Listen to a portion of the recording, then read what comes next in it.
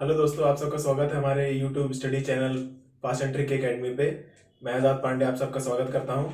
आज हम पढ़ेंगे उत्तर भारत के मैदान। जैसा कि आप देख रहे होंगे बोर्ड पे लिखा है, आज हम लोग क्या पढ़ेंगे, नॉर्थ इंडियन प्लेन पढ़ेंगे। ठीक है। इससे पहले वाली सारी क्लासेस में हमने पूरा हिमालय के सारे रेंजेस पढ़ लिए थे, है ना। कितने हिमालय होते, कितने पार्ट्स में हिमालय को डिवाइड किया गया वो पढ़ लिया था हमने। ठीक है। अब हम नॉर्थ से धीरे धीरे साउथ की तरफ बढ़ते जाएंगे और पूरा इंडिया देखेंगे। ठीक है ना। जब हम नॉर्थ से साउथ की तरफ बढ़ते हैं, हिमालय के बाद क्या आता है, नॉर्थ इंडियन प्लेन्स आते हैं। ठीक है ना। तो आज हम क्या पढ़ेंगे, नॉर्थ इंडियन प्लेन्स पढ़ेंगे, उनका फॉर्मेशन पढ़ेंगे कि कैसे बना है नॉर्थ इंडियन प्लेन, उत्तर भारत के मैदान कैसे बने हैं। ठीक है। और उनको किस किस हिसाब से विभाजित किया जा सकता है, डिवाइड किया जा सकता है। ठीक है ना। तो देखिए, पहले हम देख लेते हैं, डिवीजन देख लेते हैं, तो आपको एक ओवरऑल आइडिया हो जाएगा कि कहाँ कहाँ है Indian plains, north Indian plain. ठीक है ना। और फिर उसके बाद हम लोग उसको डिटेल में पढ़ेंगे। ठीक है ना। तो देखिए, जो हमारा उत्तर भारत का मैदान है उसको हम दो तरीके से डिवाइड कर सकते हैं। पहला क्या, फिजियोग्राफिक डिवीजन, और दूसरा रीजनल डिवीजन, यानी कि क्षेत्र के हिसाब से, और दूसरा क्या, भू आकृति के हिसाब से। ठीक है ना। जिस प्रकार से वो बना होगा, भू आकृति जैसी होगी उसके हिसाब से, और क्षेत्रों के हिसाब से, यानी कि स्टेट वाइज कहां तक फैला हुआ है। ठीक है ना। तो पहले हम स्टेट वाइज देख लेते हैं ताकि हम लोग को एक आइडिया होगा कि कहां कहां है इंडिया में। ठीक है ना। देखिए, जो हमारे रीजनल डिवीजन है वो राजस्थान प्लेन्स है, जो राजस्थान के मैदान है वो इसके अंदर में आते हैं। फिर पंजाब और हरियाणा के प्लेन है, पंजाब और हरियाणा के मैदान होते हैं, वो भी इसी में आते हैं। फिर गंगा का प्लेन, मतलब गंगा नदी जहां जहां से होके जाती है ना, ज्यादातर जाती है कहां से, उत्तर प्रदेश से, बिहार से। ठीक है ना। तो और वेस्ट बंगाल से। ठीक है ना। तो ये वहीं पास क्या है, बने हैं। ठीक है ना। ये उसी के मैदान है। फिर उसके बाद ब्रह्मपुत्र प्लेन है ना। ब्रह्मपुत्र प्लेन का मतलब हुआ कि मतलब अरुणाचल प्रदेश का जो लोअर हिस्सा होता है वहां से, और मेघालय होते हुए पूरा बांग्लादेश में। ठीक है ना। तो बांग्लादेश को अपन को नहीं देखना है, ये हो गया ब्रह्मपुत्र प्लेन। तो इतने में ओवरऑल अपना नॉर्थ इंडियन प्लेन फैला हुआ है। ठीक है ना। उसके बाद जो हमारा ये भूआकृतिक विभाजन है उसमें क्या है, इसको तीन टाइप से पढ़ेंगे हम लोग, है ना। जैसे जैसे हम लोग का मतलब शिवालिक से हम लोग नीचे आते जाएंगे उसी हिसाब से बटा हुआ है। ठीक है ना। जैसे शिवालिक से सबसे नीचे आएंगे, मतलब शिवालिक के जस्ट साउथ में क्या होगा, भाबर रीजन आएगा। भाबर के जस्ट साउथ में क्या आएगा, तराई। और फिर तराई के साउथ में क्या होगा, एलुवियल रीजन। ठीक है ना, यानी कि जलोढ़ क्षेत्र।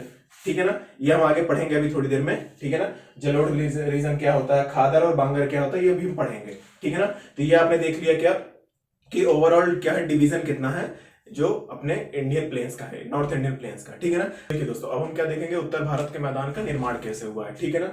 देखिए, जैसे कि जब हम देखते हैं कि शिवालिक हिमालय जब चालू होता है, ठीक है, शिवालिक हिमालय से जब हम दक्षिण की ओर बढ़ते हैं तो स्लोप काफी ज्यादा होता है। ठीक है ना। और फिर उसके बाद धीरे धीरे स्लोप जो होता है नदी का वो कम होता जाता है। ठीक है ना। ज्यादातर नदियां जो होती है हमारी वो कहां से निकलती हैं, उत्तर भारत की ग्लेशियरों से निकलती हैं। ठीक है ना। जो हिमालय में हमारे सारे ग्लेशियर हैं वहां से ज्यादातर नदियां हमारी उत्तर भारत की निकलती हैं, और कहाँ जाके ड्रेन होती हैं, बे ऑफ बंगाल में, यानी कि बंगाल की खाड़ी में जाके खाली हो जाती है। ठीक है ना। तो इसी बीच में वो जो क्षेत्रों का निर्माण करती हैं वही हम लोग को देखना है, और कैसे निर्माण करती हैं ये भी देखेंगे हम लोग। ठीक है ना। तो देखिए, मैंने यहाँ पास रेड कलर से दिखाया एक नदी का पाथ दिखाया है ना। और अलग अलग स्टेज जो होते हैं नदी के, सबसे जब जब हिमालय से निकलेगी तो उसकी स्पीड काफी ज्यादा होगी, है ना। तो उसको हम लोग क्या बोलते हैं, यंग स्टेज बोलते हैं। एनर्जी ज्यादा होती है, स्पीड ज्यादा होती है नदी की, है ना। तो उसको क्या बोला हमने, यंग स्टेज कह दिया। फिर उसके बाद जब वो मैदानों में आती है ना, थोड़ा और आगे आती है तो उसको हम लोग मेच्योर स्टेज कह देते हैं। ठीक है ना।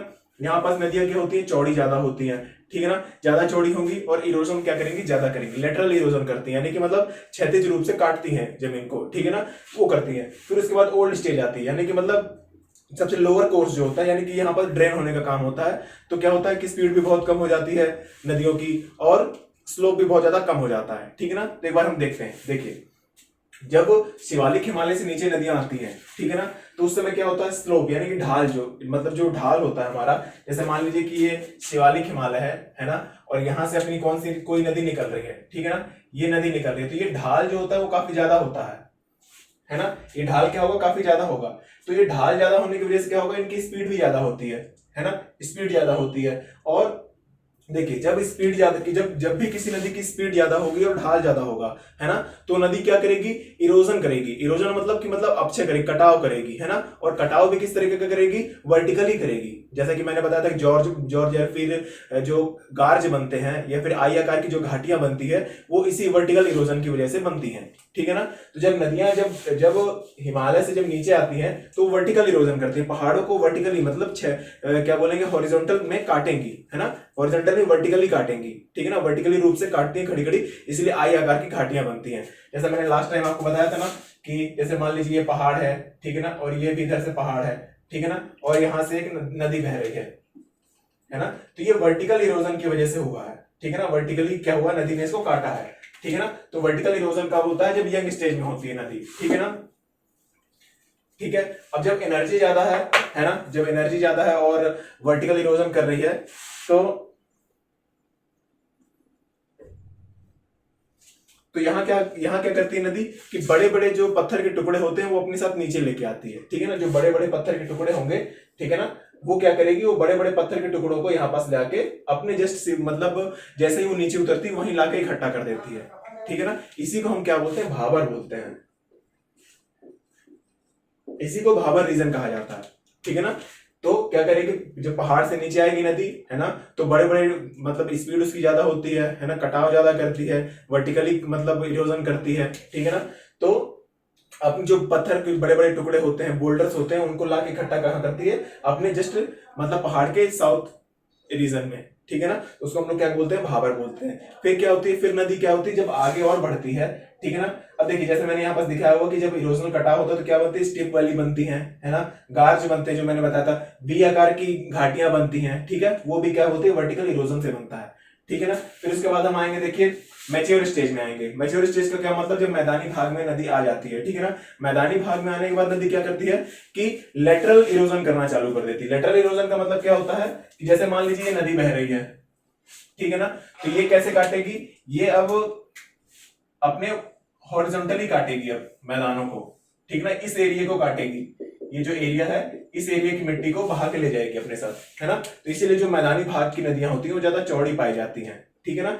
तो इस तरह का इरोजन कहाँ देखने को मिलता है हम लोग को, मेच्योर स्टेज में, यानी कि मिडिल कोर्स में, जो बीच की अवस्था होती है नदी की, उसमें देखने को मिलता है, ठीक है ना, क्योंकि इस समय ढाल भी थोड़ा कम होता है ना, ढाल थोड़ा, जैसे कि ये शिवालिक इसके यंग स्टेज की अपेक्षा यहाँ क्या होता है, ढाल कम हो जाता है। जब ढाल कम हो जाएगा तो स्पीड भी कम हो जाएगी। यहाँ क्या करती है नदी कि कुछ जमाव करेगी, कुछ कटाव करेगी। कटाव कैसा करेगी, ये लेटरल वाला है ना, क्षैतिज रूप मतलब क्षैतिज रूप में अपना कटाव करेगी, है ना। और जमाव क्या करती है, जो ऊपर से लाए हुए जो मिट्टी जो क्या बोलते हैं और जो बोल्डर्स होते हैं वो उसको जमा करते हुए आगे बढ़ने लगती है, ठीक है ना। और फिर उसके बाद क्या होता है, लास्ट स्टेज में नदी पहुंचती है। लास्ट स्टेज में जब नदी पहुंचेगी तो क्या करेगी, ढाल एकदम जीरो हो जाता है, गति भी एकदम जीरो हो जाती है और केवल जमाव करती है ना, केवल और केवल जमाव करती है।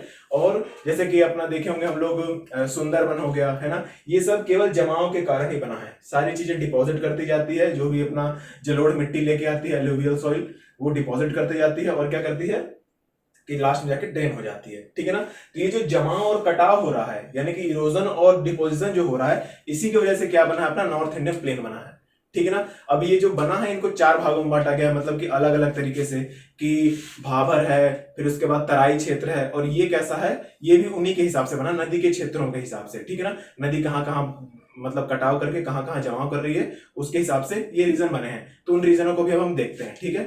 तो दोस्तों हमने अभी तक क्या देखा कि एक नदी जब ऊपर शिवालिक हिमालय से नीचे आती है, फिर हमारे हिमालय से नीचे आके बे ऑफ बंगाल तक जब तक ड्रेन नहीं होती तब तक कैसे अपना काम करती है, ठीक है ना। सबसे पहले तो क्या करती है कि कटाव करती है ना, फिर इसके बाद कटाव और जमाव दोनों करती है मिडिल रीजन में, है ना। फिर लास्ट में क्या करती है, केवल जमाव करती है, केवल डिपोजिशन करती है, ठीक है ना। तो देखिए जब शुरू में कटाव करती है ना, जब नदी कटाव करती है, यानी कि मान लीजिए जैसे कि शिवालिक हिमालय है ना, शिवालिक हिमालय से अब क्या कर रही है, नदी नीचे आ रही है, ठीक है ना। अब ये नदी नीचे आ रही है तो अपने साथ क्या होती है, बड़े बड़े जो बोल्डर्स होते हैं या फिर बड़े बड़े चट्टान के टुकड़े लाती है, वो क्या करती है कि ढलान ज्यादा होने के कारण और स्पीड ज्यादा होने के कारण तो उसको कैरी कर पाती है, यानी कि उसको अपने साथ बहाने ले जाने की क्षमता होती है उसके पास। तो वो क्या करती है, वो ले आके यहां तक तो ले आती है, वो यहाँ उसके मतलब मतलब एकदम नीचे तक शिवालिक हिमालय के, लेकिन उसके बाद क्या होता है, स्लोप काफी कम हो जाता है, जो हमने देखा मिडिल रीजन में, है ना।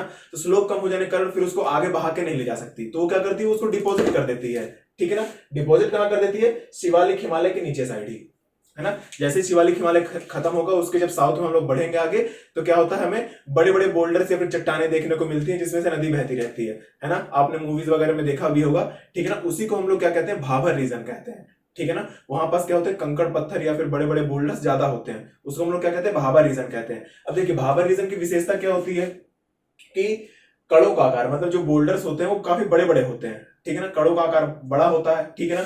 फिर उसके बाद एक यहाँ दिख रहा है आपको सरंध्रता। सरंध्रता मतलब दो पत्थरों के बीच का जो जगह है, जो एक गैप आपको दिखाई दे रहा है ये वाला, ठीक है ना, ये सब गैप ये बहुत ज्यादा होता है ना। तो जब गैप ज्यादा होता है तो क्या करती है, वो जो सतह होती है वो पानी को कैरी नहीं कर पाती, यानी कि वो रोक नहीं पाती है। तो क्या होता है कि पानी नीचे चला जाता है सतह से, ठीक है ना। वहां केवल केवल पत्थर ही पत्थर है, तो पानी क्या होता है, पोरोसिटी के कारण नीचे चला जाता है, यानी कि वाटर रिटेंशन कैपेसिटी जो होती है, पानी रोकने की क्षमता जो होती है भाबर क्षेत्र की, वो बहुत कम होती है। इसी वजह से इसको जाना जाता है कि यहाँ पर बहुत सारी नदियां जो होती हैं शिवालिक से या फिर हिमालय से निकलती हैं और भाबर रीजन में आके लुप्त हो जाती हैं, है ना। उसका रीजन क्या है, यही है, क्योंकि यहाँ पास पोरोसिटी क्या है, बहुत ज्यादा होती है ना। क्योंकि यहाँ पास बोल्डर्स या फिर कणों का साइज जो होता है वो बहुत ज्यादा होता है, इसी वजह से यहाँ क्या होती है, नदियां विलुप्त हो जाती हैं, ठीक है। जब उसके आगे बढ़ेंगे हम लोग तो क्या होता है कि जब नदी और आगे बढ़ेगी, अब वो बोल्डर्स तो ले जा नहीं सकती है, तो फिर क्या करती है, वो और छोटे छोटे पार्टिकल्स आगे बढ़ा के अपने साथ ले जाती है, ठीक है ना। जब वो आगे बढ़ा के ले जाती है तो फिर आता दूसरा तराई रीजन आता है। जैसे ही भाबर के साउथ में आएंगे हम लोग तो क्या आएगा, तराई रीजन आएगा, ठीक है ना। तराई रीजन में क्या होता है, जो पार्टिकल का साइज होता है वो बहुत कम होता है, बहुत ज्यादा बारीक होता है, ठीक है ना। तो क्या होता है, उसके कारण उसकी जो पोरोसिटी होती है, यानी कि सरंध्रता होती है, मतलब उनके जो पार्टिकल्स के बीच का गैप होता है वो बहुत कम होता है, ठीक है ना। इसकी वजह से उनकी क्या होती है, वाटर रिटेंशन कैपेसिटी, यानी कि पानी को रोकने की क्षमता जो होती है वो बढ़ जाती है ना। इसी वजह से क्या होता है कि जब भाबर रीजन में जो जो नदी विलुप्त हो गई थी वो वापस से तराई रीजन में नजर आती है। बहुत सारी नदियां हैं, ठीक है ना, जो भाबर रीजन में विलुप्त हो जाती है लेकिन तराई रीजन में वापस से रीअपीयर हो जाती हैं, ठीक है ना। वो उसका कारण यही है कि इसका जो सरंध्रता है वो बहुत कम होती है, इसीलिए वाटर रिटेंशन कैपेसिटी इसकी बढ़ जाती है, ठीक है ना, यानी कि पानी रोकने की क्षमता इसकी बढ़ जाती है, ठीक है ना। तो इसी वजह से क्या होता है, तराई क्षेत्र काफी दलदला होता है, ठीक है ना, काफी दलदला होता है। और यहाँ पास मच्छरों की मात्रा बहुत ज्यादा होती है दलदला होने के कारण। इसलिए जब भी गवर्नमेंट कोई मच्छरों का जो अगर कोई प्रोग्राम निकालती है, मतलब बचाव के लिए, डेंगू वगैरह के लिए, तो तराई रीजन में सबसे पहले निकालती है ना। क्योंकि वहां पास मच्छरों की दलदली होने के कारण मच्छरों के लिए मतलब जो एटमोस्फेयर बनता है वो बहुत ज्यादा हैबिचुअल हो जाता है उनके लिए, ठीक है ना, बहुत ज्यादा बेनिफिशियल हो जाता है, ठीक है। फिर उसके बाद क्या आता है, फिर उसके बाद आता है अपना जैसे तीसरा हमने पढ़ा था एलुवियल रीजन, जिसको हम लोग क्या बोलते हैं, जलोढ़ मिट्टी का क्षेत्र, है ना। जलोढ़ मिट्टी क्या होती है दोस्तों, जलोढ़ मिट्टी क्या होती है, जो थ्रू आउट जो अपना नदी होती है जो बहा के ले आती है मिट्टी, है ना, उसको जलोढ़ मिट्टी कहा जाता है। जो ताजी मिट्टी बहा के लाती है उसको जलोढ़ मिट्टी कहते हैं, ठीक है ना। तो जलोढ़ मिट्टी के क्षेत्र को दो भागों में बांटा गया है। जो जलोढ़ मिट्टी का क्षेत्र होता है दो टाइप का होता है, देखिए जैसे जब जब नदी अप्रैल के टाइम पे होती है ना, यानी अप्रैल या फिर मई के टाइम पे होती है, तो क्या गर्मी होती है, तो नदियां क्या होती है, सिकुड़ जाती है, क्योंकि पानी कम होता है, ठीक है ना, तो नदियां सिकुड़ जाती हैं, ठीक है ना। तो मान लीजिए एक नदी है जो अप्रैल के टाइम पे इतने इतने रीजन में बह रही है, ठीक है ना, लेकिन यही नदी जब जून और बरसात का टाइम आता है तो वो अपना क्षेत्र बढ़ा देती है यहां तक, ठीक है ना। तो जो नदी यहां तक एक बार आ चुकी है तो वो यहां पास तो अपना डिपॉजिट करेगी, ठीक है ना। जो ब्लू रीजन मैंने दिखाया है इसमें क्या करती है नदी, जब बरसात के टाइम पे आता है तो अपना डिपॉजिट जितना भी जलोढ़ मिट्टी होती है वो यहाँ पास डिपॉजिट कर देती है, ठीक है ना। तो बरसात के टाइम पे नया जलोढ़ मिट्टी जब डालते हैं तो क्या होता है कि यहाँ पास ये क्या बनता है, अपना जो नई जलोढ़ मिट्टी होती है उसको क्या बोलते हैं हम लोग, खादर कहते हैं, ठीक है ना। फिर क्या होता है, जब ये बरसात का जब सीजन चला जाता है तो नदी सिकुड़ जाती है, यही मिट्टी फिर हवा के द्वारा या फिर और किसी भी द्वारा यहाँ पास क्या होती है, इसके इस पार चली जाती है, यानी कि उसके बाढ़ क्षेत्र से बाहर बढ़ जाती है। जहां तक पानी नदी का बढ़ता है उसको उसको बाढ़ क्षेत्र कहते हैं, ठीक है ना। बाढ़ क्षेत्र के बाहर का जो रीजन होता है उसको बांगर कहा जाता है, यानी कि पुरानी जलोढ़ मिट्टी होती है वहां पास, ठीक है ना। पुरानी जलोढ़ मिट्टी वाला जो क्षेत्र होता है, ठीक है ना, उसको क्या बोलेंगे हम लोग, बांगर कहेंगे। और जो नई जलोढ़ मिट्टी इकट्ठा करके बनाती है नदी उसको क्या बोलेंगे हम लोग, खादर कहते हैं। खादर मिट्टी बहुत ही ज्यादा उपजाऊ होती है क्योंकि बहुत हर बार उसको रिचार्ज करने की कैपेसिटी होती है सॉइल को, है ना। हर बार सारे न्यूट्रिएंट्स लाके मतलब रिचार्ज करते हैं, तो उसके कारण क्या होती है, बहुत ज्यादा उपजाऊ होती है। गन्ने की खेती हो गई, धान की खेती हो गई, है ना, ये सब बहुत ज्यादा वहां पास होते हैं, ठीक है ना। तो इस प्रकार हमने दोस्तों आज देखा क्या कि जो हमारे क्या बोलते हैं, भाबर, है ना, तराई क्षेत्र, बांगर और खादर क्षेत्र, ये हमने देख लिया, ठीक है ना। फिजियोग्राफिकली हमने देख लिया कि मतलब अपना नॉर्थ इंडियन प्लेन किस हिसाब से बना हुआ है, ठीक है ना। आज हमने फॉर्मेशन भी देख लिया, ठीक है। कल हम क्या देखेंगे, रीजन वाइज देखेंगे कहाँ कहाँ फैला हुआ है, ठीक है दोस्तों। अगर आपको हमारा वीडियो अच्छा लगेगा तो आप लाइक करिएगा, वीडियो पूरा देखिएगा, ठीक है। और कोई भी क्वेरी होती है तो कमेंट बॉक्स पे हमसे पूछ सकते हैं आप, ठीक है। और जैसा कि हमने लास्ट वीडियो में अपना व्हाट्सएप का नंबर भी बताया था आपको, ठीक है ना। तो व्हाट्सएप का नंबर हमारा कितना है, हमारा व्हाट्सएप का नंबर है 7869292970। ठीक है दोस्तों, इस नंबर पे आप मैसेज करके, है ना, आप हमारे व्हाट्सएप ग्रुप में ऐड हो सकते हैं, जहां हम सारी डिटेल्स अपडेट करते रहते हैं, वीडियो से रिलेटेड और एग्जाम से रिलेटेड। ठीक है, तो आज के लिए बस इतना ही। कल हम फिर से इस क्लास को आगे बढ़ाएंगे। Thank you so much.